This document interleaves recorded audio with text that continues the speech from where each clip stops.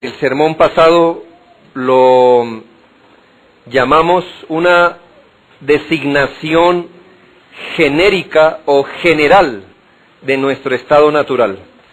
Es decir, cuando la Biblia habla con respecto a cuál es la condición de todo ser humano, tiene unas palabras que decir: muertos en vuestros delitos y pecados. Y hay algo que deberíamos entender y traer solemnidad a nuestra vida. Es posible que si usted es, o presencia más bien, un incendio y puede llegar a pasearse por las cenizas, aún así creo que usted puede llegar a mirar entre las cenizas cosas que aún se salven, algo. O puede que usted presencie un carro que se haya dicho de él que está en pérdida total por un accidente. Aún así, si usted fuera a ese carro, pudiera encontrar al menos una tuerca que no haya sido dañada por el accidente.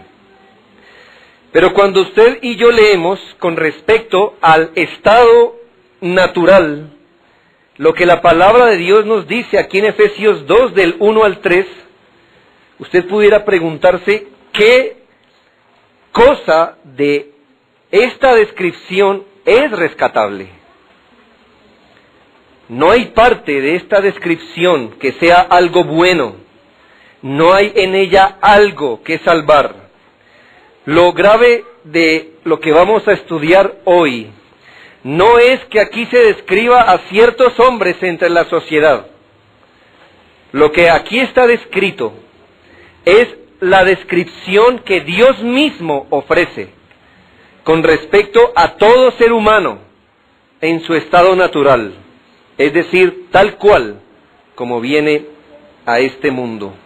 Si pudiéramos hablar de ese estado, pudiéramos hablar de una descripción descendente.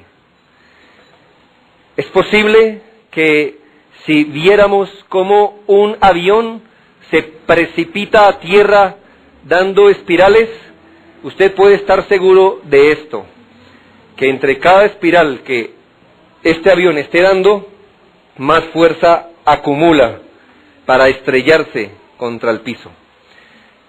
Usted puede estar seguro que entre más espirales dé, el avión no va a caer como una pluma, sino que se va a deshacer cuando caiga. Cuando el Señor nos permite ver o vernos reflejados en lo que dice la palabra de Dios, usted y yo podemos entender cómo descripción tras descripción es como si acumulara fuerza que nos hace ver en un estado realmente lamentable. Yo quiero explicar hoy, y así vamos a llamarle a este sermón, la descripción particular de nuestro estado natural. Quiero explicarle, o quiero hacerle una explicación sextuple, de 6 maneras Dios describe nuestra condición natural. Y va a ver cómo descripción tras descripción la maldad se acumula hasta darnos un retrato de lo que usted y yo somos en nuestro estado natural. Por eso vamos a pedir la dirección del Señor otra vez. Oremos. Padre, queremos sobre todo ser fieles a la palabra de Dios. No queremos adulterar la Escritura o quitarle sus partes duras, y sobre todo en un tema tan importante, Padre. Por lo que rogamos esta mañana que el Espíritu Santo nos ayude a entender y a ofrecernos una descripción fiel como es ella, con respecto a nuestro estado natural.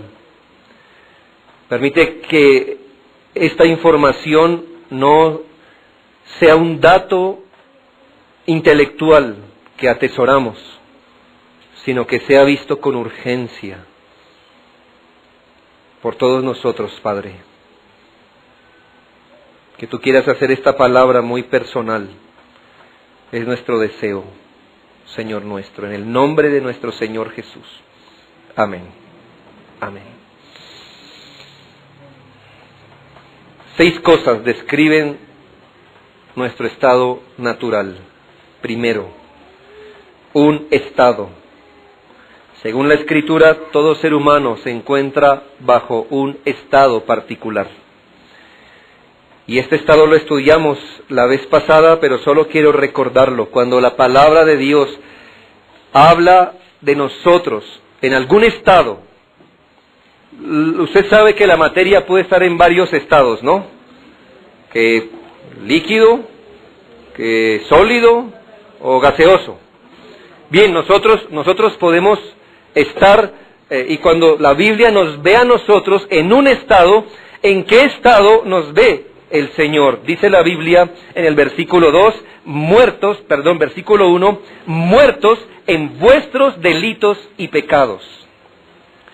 Yo creo que es un dictamen lapidario. No es esas cosas que empiezan a ser buenas noticias y se van transformando poco a poco en algo grave, sino que de entrada el Señor quiere que usted y yo atendamos a cuál es nuestro estado natural, muertos.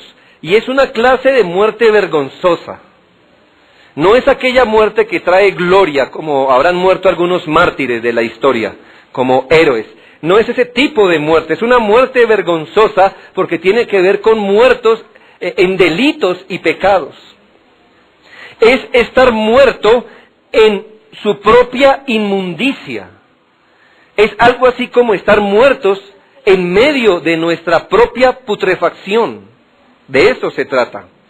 Y mi pregunta es, si solo eso fuera lo que dijera la Biblia de nuestro estado natural, ¿no sería suficiente para alarmarnos a nosotros? No sé si cuando usted va al médico y le dicen, querido amigo, usted tiene muerto un riñón, si usted dice, bueno, sí, está bien, los hombres se enferman y pues, son cosas que pasan, ¿no? O si usted dice, tu piel está muerta, tienes gangrena en uno de tus miembros, pero la Biblia no dice, algo en ti está mal. La Biblia dice, todo en ti está mal, porque está muerto en delitos y pecados. Es algo dramático. Somos seres humanos que hemos venido a este mundo. Ni siquiera te acuerdas cuando viste por primera vez este mundo, cuando naciste de mujer. Pero ese día nació un pecador, una persona separada de Dios, completamente separada, muertos, incapaces de obrar para Dios, muy activos para otras cosas, por supuesto, pero incapaces de obrar para Dios. Por otro lado, ese día nació una persona ingeniosa, creativa y muy activa para el pecado. No podemos decir, lo mío no es eso, yo solo tengo un par de cosas en mi vida que cambiar. Y yo te dijera, como si la borrachera viniera a causa de una sola copa. Nuestro estado no ha venido por un solo pecado o por una debilidad de carácter. No es que por familia somos así, no es eso. Totalmente muertos en delitos y pecados, pero de eso ya hablamos la vez pasada. Pero esa es una primera descripción, un estado, muertos en delitos y pecados. 2, una forma. No solo un estado, sino una forma. Y dice la Biblia, versículo 2, en los cuales anduvisteis en otro tiempo. Quiere decir que ese pecado, que estar muertos en delitos y pecados, no se quedó como un estado nomás, como un estado de la materia. Bueno, tú tienes una fruta en un estado de putrefacción, pero ella no se queda así. La putrefacción en una fruta toma una forma muy específica, y hasta una apariencia específica, y hasta un olor muy específico. De manera que nosotros venimos a este mundo en un estado de muerte y separación de Dios, pero este estado toma una forma específica. ¿Y qué significa estar muertos en delitos y pecados? Pues ahí está descrito en el versículo 2, primera parte, en los cuales anduvisteis en otro tiempo. Nótese esta aclaración, no es un estado, es una condición que ha adquirido forma. Dice, en los cuales anduvisteis. Significa que uno en pecado anda, es decir, obra, actúa. Eso es estar muerto en delitos y pecados. No es un estado pasivo en el que nos encontramos. Este estado ha dado a luz una forma particular de andar. Y tenemos un ser humano muerto en pecado. ¿Qué forma particular o en qué forma particular este ser humano anda? Pues, ¿en qué más puede andar? Andar en ellos. Dice, en los cuales anduvisteis. ¿A qué está haciendo referencia en los cuales? Pues, en vuestros delitos y pecados, en ellos, en los cuales anduvisteis. La palabra andar, aquí en el versículo 2, es exactamente la misma usada en el versículo 10 del capítulo 2. Y vaya a su Biblia, no pierda Efesios 2.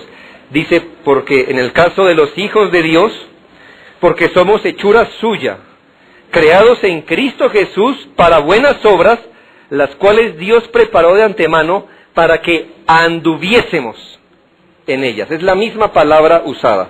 De manera que usted y yo podemos concluir algo, que cuando la Biblia dice que andamos en delitos y pecados, no significa solo mover los pies.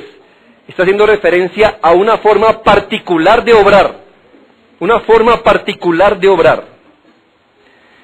Aquí hablamos de conducirse por la vida de una forma específica. ¿Y sabe cómo encierra Dios? No yo, pero Dios, ¿cómo encierra la forma particular de andar de los hombres? ¿Cómo Dios la encierra? ¿Bajo qué palabras? Andar en delitos y pecados. El hombre peca, hermanos, como algo natural. Alguno pudiera decir, ¿no es injusta la Biblia en resumir toda la existencia y la vida y obra de un hombre en una sola palabra, pecado? Porque el hombre no solo peca. Y yo le tengo que decir algo. Segunda de Crónicas 6:36 dice, porque no hay hombre que no peque. Y podemos afirmar con Elifaz, quien le estaba respondiendo a Job, lo siguiente, cuánto menos el hombre abominable y vil, que bebe la iniquidad como agua. Es una descripción que usted puede encontrar en Job 15:16.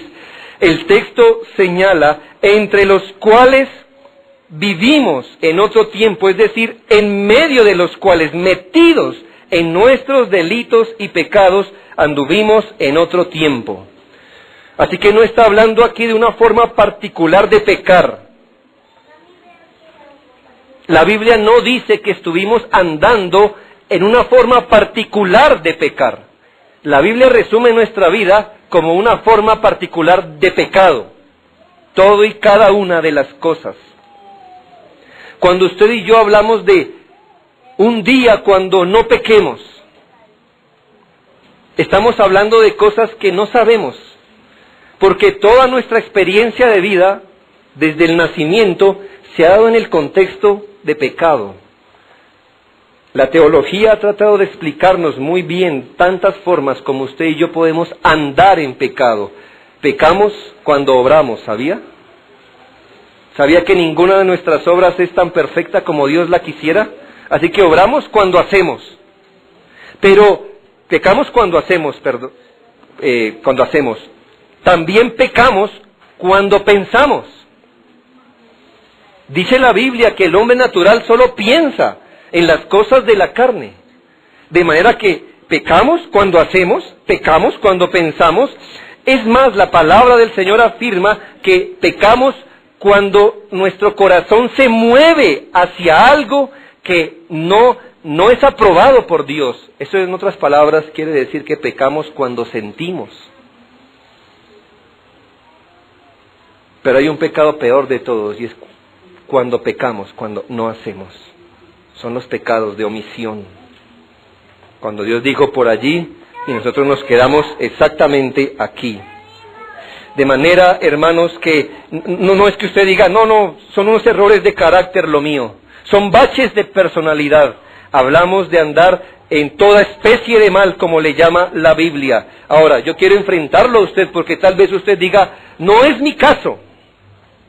Lo mío son algunas cosas, algunas debilidades. Hay gente peor. Por supuesto que hay gente peor, pero tú no eres bueno, ese es el caso. Gálatas 5, 19 al 21 es claro. Y yo quiero, este es un resumen nomás. No son todos los pecados que un hombre puede cometer, pero es un resumen. Y yo quiero que usted mire si es que es libre de uno de esos pecados, o al menos de dos o de tres.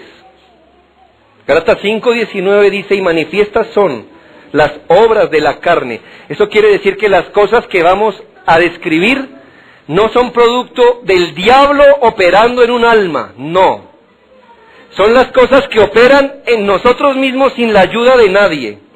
Y manifiestas son las obras de la carne, que son adulterio, fornicación. Usted puede decir, no, ahí ya empezamos mal, porque yo no he hecho esas cosas.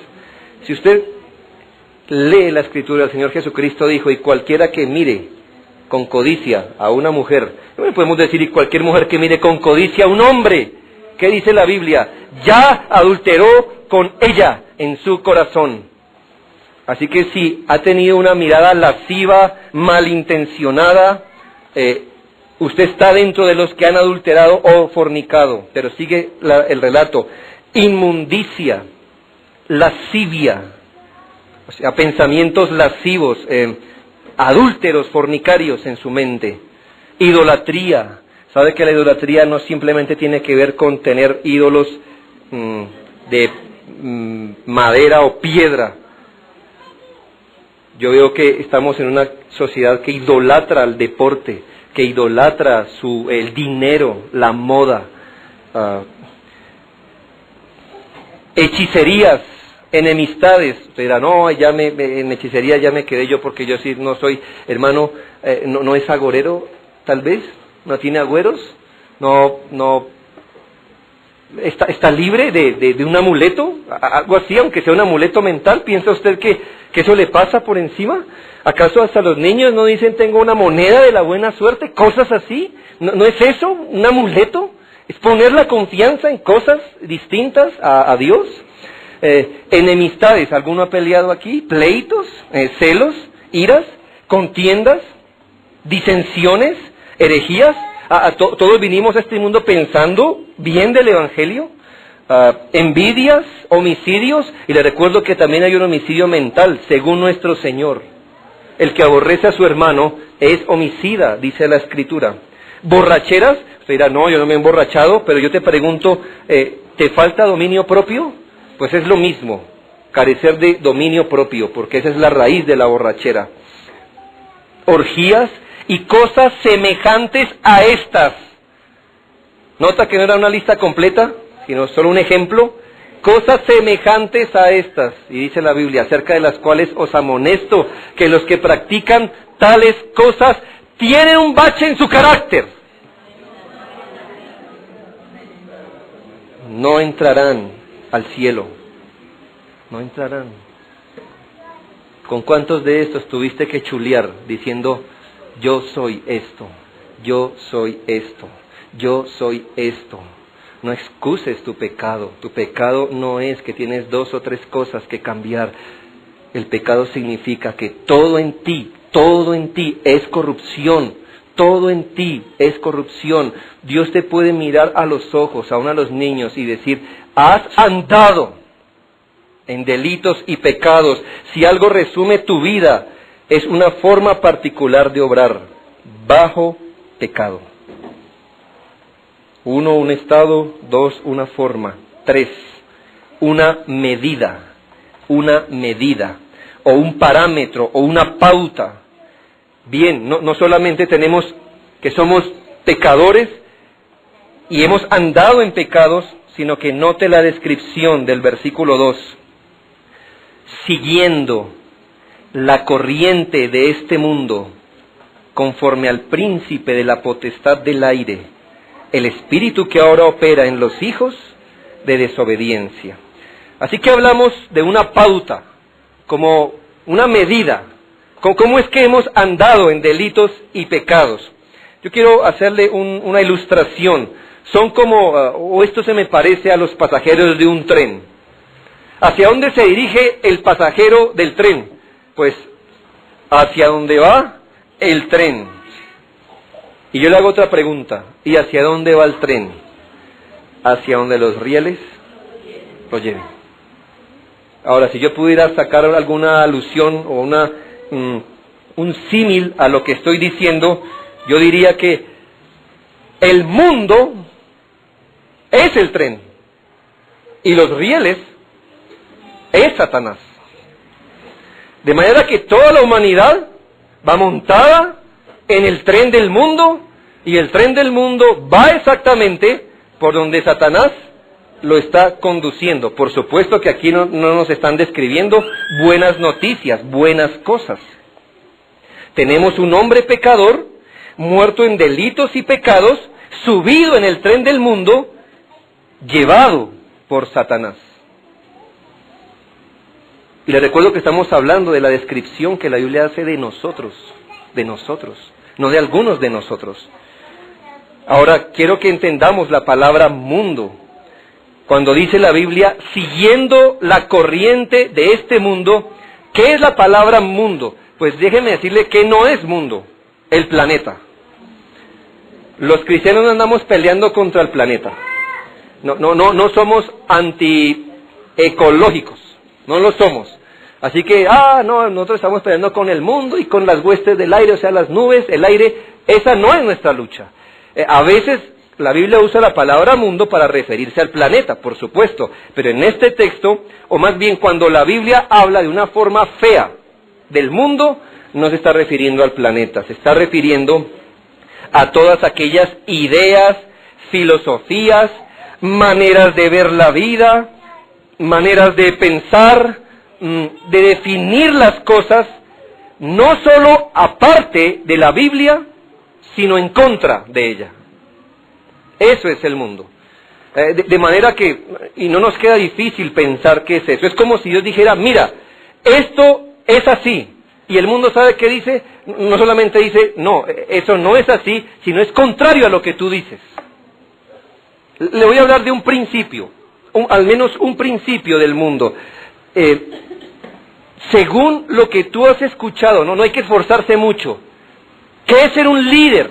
¿Qué es un líder? ¿Quién manda? Cuando tú eres contratado como un líder en un trabajo, ¿qué se espera de ti? Que tú mandes, que tú ordenes, que tú ejerzas dominio sobre otros. ¿Sabes? Esa definición de liderazgo, eso es mundano. Según la Biblia, ¿quién es el líder? El que sirve. El que sirve. ¿Sí notas? Como Dios dice, para mí, para Dios, el liderazgo es servicio.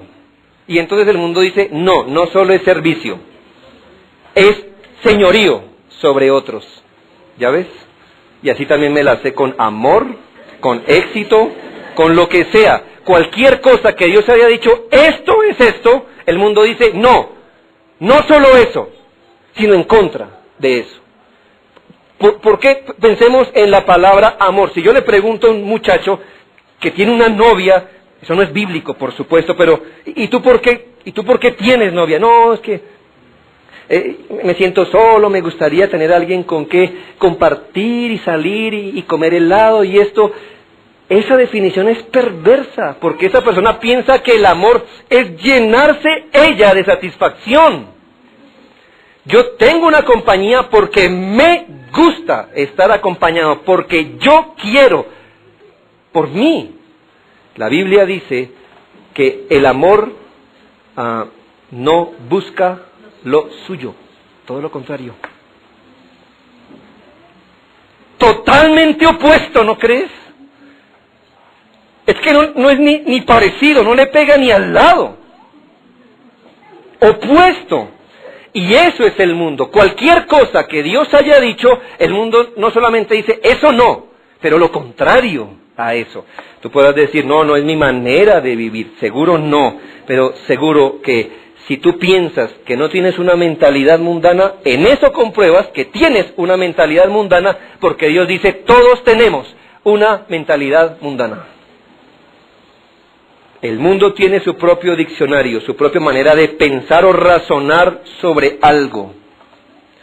Si Dios dice que algo es malo, el mundo dice que es bueno. Si Dios dice que eso es bueno, el mundo afirma que es malo. Y dice la Biblia que usted y yo en nuestro estado natural, tal como venimos al mundo, seguimos juiciosos la corriente del mundo. Así. La Biblia afirma con toda claridad que todo en el mundo es malo y nada hay que rescatar, porque todo lo que hay en el mundo, dice 1 de Juan 2, todo lo que hay en el mundo, sean los deseos de la carne, los deseos de los ojos o la vanagloria de la vida, no proviene del Padre, sino del mundo. Nada hay bueno en el mundo, nada hay que rescatar. Y además dice la Biblia, sabemos que somos de Dios y el mundo entero está bajo el maligno. No dice, y parte del mundo, o algunas cosas del mundo. Dice, el mundo entero está bajo el maligno. Si Dios dijo, la familia es un hombre, una mujer y unos hijos, entonces hoy el mundo está diciendo, no, pueden ser 2 hombres, 2 mujeres. No importa. Ese es el mundo. Y el mundo está bajo el maligno, el mundo entero, dice la Biblia. También pregunta el Espíritu Santo en Santiago 4:4, ¿no sabéis que la amistad del mundo es enemistad contra Dios? Es decir, cualquiera pues que quiera ser amigo del mundo, es decir, de esa forma particular de ver las cosas, se constituye en enemigo de Dios. ¿Qué piensas que la Biblia habla del mundo? ¿Algo bueno? ¿Puedes tú estar parado en las filosofías del mundo y al mismo tiempo decir, soy seguidor de Cristo? La Biblia dice, no, ambas cosas se excluyen a sí mismas. Pero la mala noticia no acaba, porque dice la Biblia que el mundo anda sobre los rieles. Y aquí usa unas palabras, siguiendo la corriente de este mundo, conforme al príncipe de la potestad del aire. Son palabras, príncipe de la potestad del aire, son palabras, llamémosle, atenuadas, como suaves, están describiendo tantas malas noticias, pero son palabras que hacen referencia a Satanás. ¿Qué quiere decir eso? Que ya tendríamos suficiente con lo que tenemos aquí. Muertos en delitos y pecados. Pero no solo eso, estamos en el tren del mundo y el mundo va a su destrucción. Pero como si eso no fuera suficiente, dice la Biblia que ese tren se dirige por los caminos donde Satanás, el diablo, el destructor de las almas, dirige. Se habla del príncipe que opera en los aires para afirmarnos que él tiene un verdadero poder sobre la humanidad en su estado natural. Ahora, siempre, yo se lo quiero decir, nosotros somos de una cultura muy supersticiosa y agorera. Y para muchas personas, lo más preocupante de Satanás es que él nos asusta. Él nos asusta. Él se la pasa planeando qué hacer el 31 de octubre en la noche. Y yo dijera, ojalá eso hiciera Satanás. ¿Sabe por qué? Porque se nos sale una esquina con una sierra, ¿cierto? Y entonces yo pego un grito, hermano, y salgo a correr. Y dijera, ya, 1 de noviembre, acabó todo. Hermanos, dice la Biblia, el Dios de este siglo, es decir, Satanás, cegó el entendimiento de los incrédulos para que no les resplandezca la luz del Evangelio de Cristo. quiere decir que usted no ha discernido tal vez que Satanás está ocupado en desviarlo a usted de la palabra de Dios. ¿Y sabe qué ocurre? Si usted muere en ese estado, se condenará eternamente. Así que él no le dirá, feliz Halloween. Él se reirá de su fin eterno, irreversible. Si él logra cegar su vista para que no entienda el Evangelio, usted morirá eternamente, lejos de la comunión con Dios. La Biblia es clara cuando asegura que todo ser humano está bajo el poder del diablo. Usted puede leer en su casa Hechos 26:18 y Colosenses 1:13. La gente suele relacionar lo satánico con brujería, cultos negros, magia negra, heavy metal, y seguro tienen mucha razón al hacerlo. Esas cosas son expresiones satánicas, por supuesto. Pero hermanos, no es la única expresión de lo que es satánico. El diablo ejerce dominio sobre todo ser humano que no esté en Cristo. Piense algo. ¿Cuál es el peligro o lo malo de estar en brujería o cultos satánicos? Usted dirá, no, pues que deja a los hombres expuestos al dominio de Satanás. Y eso es verdad. Tal vez usted me dijera, lo malo de eso es que si una persona está bajo el dominio de Satanás, se distrae de las cosas de Dios. Estaría apartado de las cosas de Dios. Y yo le digo, es verdad, eso es lo malo del culto negro, de la brujería, de todas esas expresiones horribles. Pero es lo mismo que el diablo hace mediante un hobby, un trabajo o con el dinero. Deja a los hombres bajo el poder de Satanás, distrae a los hombres de Dios y del Evangelio y los arroja a la condenación. El rodadero, permítame hablar así, el rodadero del mundo que está bajo el poder de Satanás tiene varias escaleras por donde usted puede ascender. Hay unas escaleras feas, horribles, aberradas, de esas cosas feas que no nos gusta hablar, eso lo satánico, lo horrible.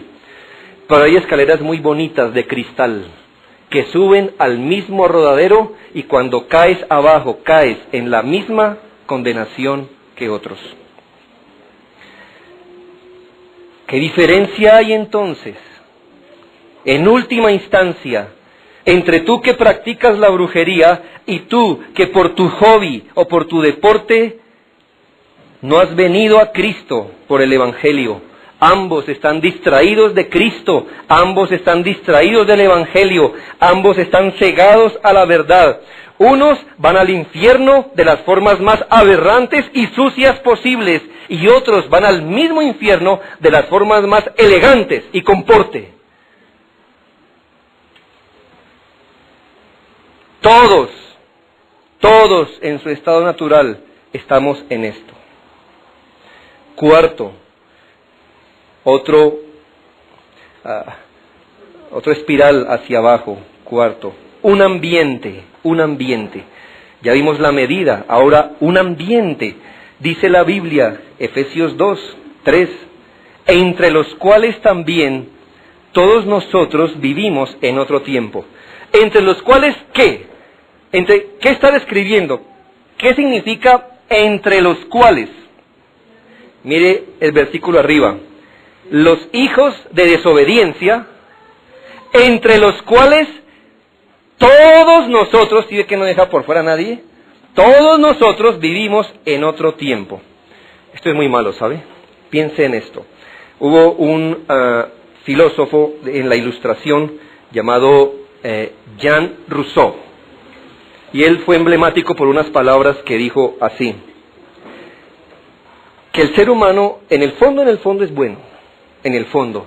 El problema es que todo a su alrededor conspira para que él sea malo. Luego se vuelve malo es por eso. En otras palabras, la filosofía de Rousseau dice esto: el hombre nace bueno y la sociedad lo corrompe. En el fondo, no es solo una idea de la ilustración, del periodo de la ilustración. En el fondo todos quisiéramos escuchar eso de nosotros, ¿cierto? Y pensar eso de nosotros. No, la verdad es que yo soy bueno. Pero si no viviera en Colombia, es que Colombia sí es pero una corrupción, y en Bogotá, eso se roban, y en Lisboa, ¿cómo ve la gente, no? Eso es pero terrible. Y no, pero si yo no hubiera tenido los padres que hubiera tenido, oído, el problema es ese. O si mis abuelos no hubieran hecho esto, hermano, todos tenemos un ruso por dentro que clama ser liberado diciendo, sí, el problema no eres tú, no. Es las influencias que has tenido. La Escritura dice algo peor. Ya lo hemos descrito. El problema es que tú estás muerto en delitos y pecados. El problema es que en delitos y pecados has andado todo el tiempo. El problema es que andando así has seguido voluntariamente la corriente de este mundo y te has puesto como un siervo voluntario de Satanás. Y hombres así llegan a un mundo lleno de hombres así. Ese es el problema. El problema no es que una fruta bonita es arrojada a un grupo de fruta podrida. El punto es este, que una fruta podrida es arrojada a un grupo igual de frutas podridas.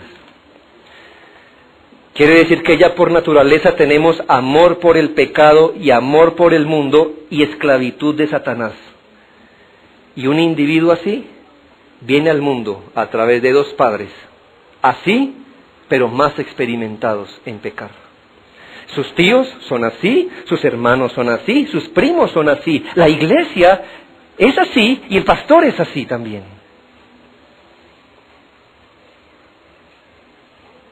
¿No es terrible, hermano? No hay esperanza entonces. Llegas como un pecador a un mundo caído. Llegamos en miseria a un mundo miserable.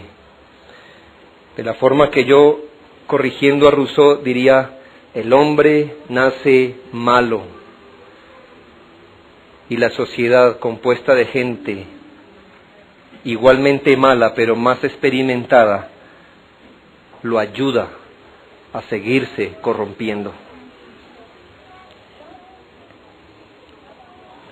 Dios afirma que somos malos y somos arrojados a un mundo malo. Dice la Biblia, entre los cuales todos nosotros vivimos en otro tiempo. Entre los cuales, entre los hijos de ira, vivimos en otro tiempo. En los hijos de desobediencia, vivimos en otro tiempo. Yo sé que hay una idea por ahí deambulando en las iglesias cristianas que nos hablan de las famosas maldiciones generacionales. ¿Sí ha escuchado eso? Les vamos a dar alguna beneficio a ellos. Y es que ellos se han sentado a mirar cosas como estas. El papá es borracho. El hijo es borracho. El nieto siguió con la borrachera. Entonces, ¿qué explicación hay? Aquí, y ahí es donde ya se les termina el beneficio. Por la explicación que dan. ¿Qué explicación dan? Si el abuelo fue borracho, el papá borracho, el nieto borracho, es que hay una maldición por generaciones. Y entonces le hacemos así al pecador. La culpa no es tuya. La culpa es de tu papá. No, pero ni siquiera de él, de tu abuelo. Así que, ¿cómo librarte de eso? Arrepiéntete por tu abuelo. ¿Sí? Perdona a tu abuelo y serás libre. Ah, hermanos, esas son fábulas y mitos, leyendas, que nunca debimos prestar atención. Pero les vamos a dar el beneficio de la observación. Ahora, ¿por qué eso ocurre? Yo le voy a decir por qué ocurre esto. ¿Por qué puede ocurrir esa tendencia? Todos nosotros venimos a este mundo con un corazón lleno de todo pecado en semilla. ¿Sabe qué es todo pecado? Quiere decir que usted y yo en nuestro corazón tenemos la capacidad de ser todo lo malo. No crea, no, yo así como Hitler, yo no sería la semilla está allí, la semilla. De todo pecado. Ahora piensa en esto, vienes a un contexto donde tus padres tienen tendencias pecaminosas afirmadas. Es como si ellos tomaran ciertas semillas tuyas, bueno, todas las riegan, pero unas específicamente. Ahora, ¿qué pasa? Si tú viniste al mundo en un contexto de hijos de desobediencia, vamos a suponer que tu papá fue desobediente en no tener dominio propio. ¿Qué estimuló en ti, más que otros pecados? Tu falta de dominio propio. Y para mí no es nada raro que si fuimos criados siendo pecadores entre hijos de desobediencia, ¿qué esperabas? ¿Virtud? ¿Virtud? Un corazón malo en un mal ambiente. Y para que no quede duda, dice, entre los cuales todos nosotros vivimos. Así que no es por ser judío o gentil, todos nosotros, el mismo apóstol Pablo se incluye siendo judío, entre los cuales todos nosotros vivimos, dice él. Todos participamos de la misma miseria. Quinto, unos principios. Usted dirá, ¿cuándo llegaremos a las buenas noticias? Bien, quinto, unos principios. Dice la Biblia, en los deseos de nuestra carne, haciendo la voluntad de la carne y de los pensamientos. ¿Bajo qué principios nos regíamos, hermanos? ¿O el hombre natural se rige? Bajo sus propios deseos y su propia voluntad. La mayoría de personas ve como una virtud lo siguiente: yo hago lo que quiero, yo me rijo por lo que pienso, ni Dios ni ley, yo soy mi dueño. Pues eso es lo que la Biblia dice, deberías estar llorando al pensar eso de ti. Porque vivir como uno piensa, vivir como uno desea, exactamente eso es lo que la Biblia llama pecado, pecado. De manera que si usted sabe que Satanás es astuto y sabe cómo Satanás gana ventaja, dejándolo ser a usted lo que usted es y facilitándoselo, afirmándolo en lo que usted es. Así que él no tiene que inventarse qué táctica demoníaca, de dónde saco herramientas, de dónde saco materia prima para hacer de este hombre un miserable hombre pecaminoso. Y él no se preocupa diciendo, ¿de dónde saco el material? ¿Sabe? Usted y yo somos el material. Él simplemente facilita y dice, déjelo ser así, déjelo. No me le interrumpa, déjelo que él sea así, y si él logra que usted sea quien es usted y se afirme en lo que usted piensa, entonces lo habrá sumido en su condenación. Así que regirse por lo que usted piensa, regirse por lo que usted desea, de acuerdo a su voluntad. Yo hago lo que quiero, me rijo por lo que pienso. Esos son graves problemas para usted. ¿Qué puede querer, qué puede desear un hombre muerto en delitos y pecados? Criado en medio de otros pecadores, bajo el dominio de Satanás, llevado por la corriente del mundo. ¿Qué puede desear un hombre así? Dime, ¿has visto que dentro de la miseria surja una rosa? ¿Ves allí saliendo por los puentes, allí de la 80, los escombros de basura, de putrefacción que hay? ¿Has visto cómo nacen las rosas de ahí? No nacen ahí, no nacen. Allí hay muerte, allí hay putrefacción. ¿Qué puede nacer de una persona como la descrita en la Escritura? Dice la Biblia, escucha, porque nosotros también éramos en otro tiempo insensatos, rebeldes, extraviados, esclavos de concupiscencias y deleites diversos, viviendo en malicia y envidia, aborrecibles y aborreciéndonos unos a otros. Tito 3:3. Tito 3:3. Nadie es libre, hermanos. Nadie es libre. Tú piensas que eres libre cuando eres un libre pensador, pues al libre pensador o al libre obrador la Biblia le llama pecaminoso, esclavo de tus propias concupiscencias y deleites. La gente enrollada en sí misma va a su propia condenación. La gente andando a la luz de su propia vela se conduce al infierno eterno. Oh, mis hermanos, nuestros deseos naturales, todos tienden al mal. Perdóneme este ejemplo. Tú puedes amaestrar un chulo. Enséñale, entrénalo a comer caviar y salmón, arándanos, postres y agua pura. Entrénalo, entrena a un chulo, entrénalo por años así con su dieta. Y suéltalo una noche y vuelve y tráelo a ver a qué huele. Él buscará lo podrido. Eso es lo que es, hermano. Él no es un canario. Tú puedes haber sido entrenado en un buen colegio. Yo estoy en un colegio de monjas, de sacerdotes. A mí me criaron militarmente. A mí me dieron principios morales. ¿Qué comprueba eso? Simplemente enjaularon un perverso en jaulas de moralidad. Pero tú mismo sabes, cuando se entreabre la reja, tú mismo lo sabes. El Señor inspiró al apóstol Pedro diciendo: la puerca lavada vuelve a revolcarse en el lodo, y el perro, después de vomitar, vuelve a comerse su propio vómito. ¿Y sabes de qué estaba hablando la Biblia ahí? Del pecado.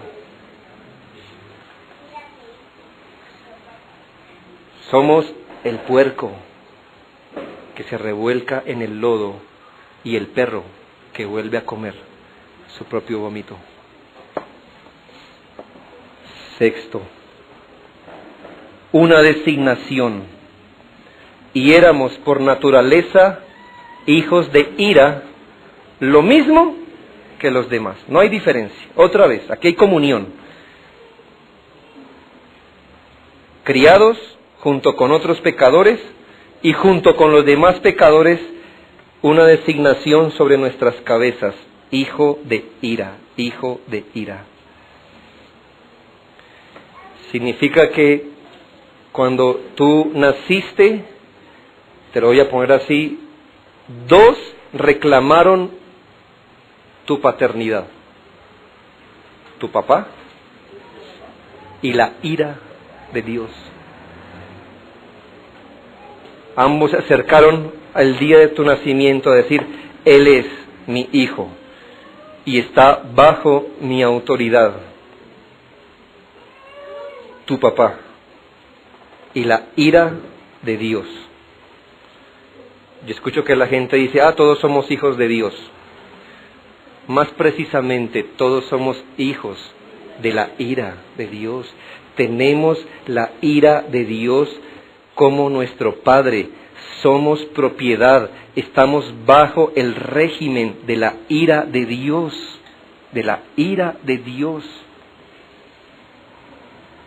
Ya tenemos bastantes malas noticias. Nuestro estado por sí mismo ya no puede empeorar. Y como si fuera poco, el apóstol dice: tienes a Dios como tu enemigo número 1. Dios es tu enemigo. Tu enemigo. Él te mira a ti y no suspira diciendo: ¿cuándo vendrá mi hijo? Salmo 7:11 dice: el Señor está airado todos los días contra el impío, y si él no se arrepiente, desenvainará su espada para destruirlo. Así como no hay nada más a lo que podamos llamarle propio como a nuestros pecados, tampoco podemos llamarle otra cosa más como nuestra que la ira de Dios. Querido hermano, es por estas cosas que usted y yo, al leer Efesios, debemos dar un gloria a Dios cuando leemos el versículo 4 y cómo empieza. Pero, yo le daría gloria a Dios por ese pero, y si pudiera colocarlo en letras de oro, diría: ¡gloria a Dios! ¡Gloria a Dios! Pero Dios, que es rico en misericordia, por su gran amor con que nos amó, aun estando nosotros muertos en pecados, nos dio vida juntamente con Cristo. Por gracia sois salvos. Hermano, el Hijo de Dios se ve en el espejo y dice, ese soy yo, ese soy yo.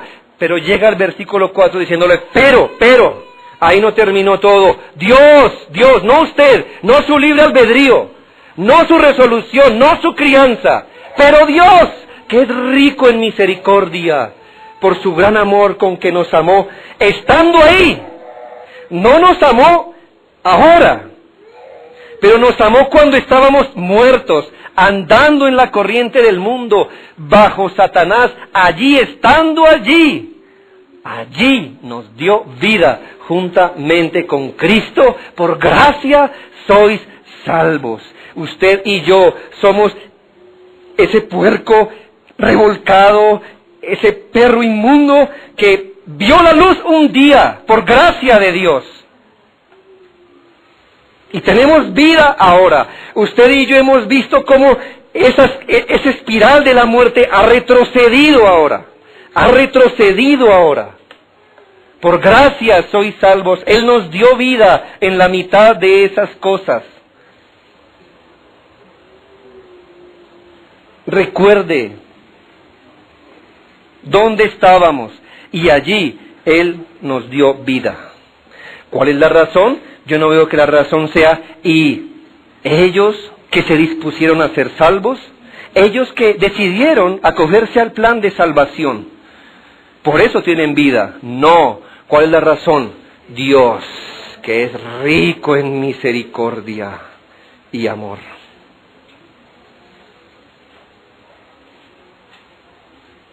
Entre los pecadores ni siquiera nos tratamos así los unos a los otros. Entre usted y yo, conociendo que usted y yo somos de la misma categoría, nos hacemos un rasguño y peleamos toda la vida hasta la muerte por un rasguño.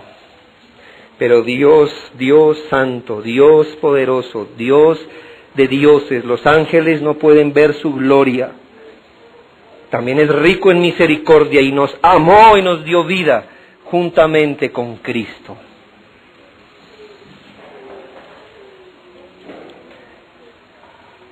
Pero Dios, que es rico en misericordia, por su gran amor con que nos amó, estando nosotros muertos en pecados, nos dio vida juntamente con Cristo. Por gracia sois salvos, y juntamente con Él nos resucitó. Y asimismo nos hizo sentar en lugares celestiales con Cristo Jesús, para mostrar en los siglos venideros las abundantes riquezas de su gracia en su bondad para con nosotros en Cristo Jesús. Hermanos, esta es la buena nueva del Evangelio. La buena nueva del Evangelio. Ah, cómo quisiéramos que usted, querido amigo, que no ha venido a Cristo, pudiera el día de hoy, al reconocer su estado, mirar también las manos extendidas de Cristo llamándolo al arrepentimiento y a la fe, y que usted tuviera un corazón para el Cristo de la Escritura. Oremos, hermanos.